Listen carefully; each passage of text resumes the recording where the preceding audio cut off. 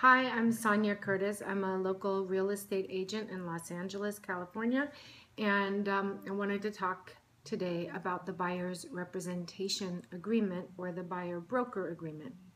Basically, there's controversy about that document because a lot of buyers do not want to sign because they feel that if they leave themselves open to sign a purchase contract or put in an offer on a property with any agent, they may get a better deal that way. And I understand the logic behind that, but the truth is every listing or property listed for sale already has a contract that's been signed by the listing agent and the seller, already outlining the commission that's going to be paid for the sale of the property. And normally that commission is split between the agent representing the seller and the agent representing the buyer. So the reason why a lot of listing agents will try to get you to submit the offer with them if they meet you at an open house is because they get double the commission. They don't have to share it with an agent representing the buyer. But the commission has already been set, so that usually doesn't translate to being a savings for you, the buyer.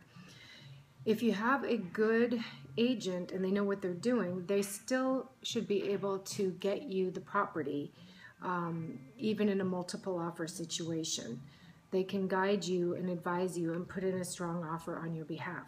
And just to tell you a true story, I was working with a person who wanted to sell a piece of land, and a builder approached me and said that he would work with me to represent him to buy it. I sent him the buyer's representation agreement because I believe in putting things in writing, and he never signed it. Then another builder approached me and said he wanted to buy the land, and I asked him to sign the buyer's representation agreement, and he did. So I approached the seller and we started negotiating, and I got an accepted offer from my buyer. Then the first builder approached again and said that he wanted, he approached the seller directly and said he wanted to buy it. And the seller thankfully had integrity and said that I'd already been handling it for him, and we had another buyer. So long story short, that first builder who didn't sign the representation agreement with me kept trying to get the property and was willing to pay just as much or more, maybe more, than the one that I was already in contract with. But because I was representing the buyer and we got an accepted offer, I was able to push the deal through and get my buyer the deal.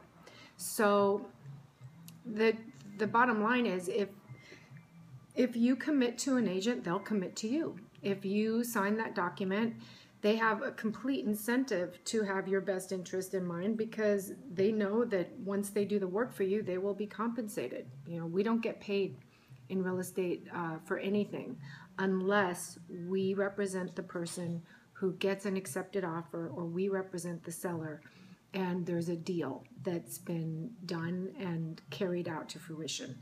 So just food for thought. You don't have to sign, but sometimes it actually works in your favor to sign. Thank you.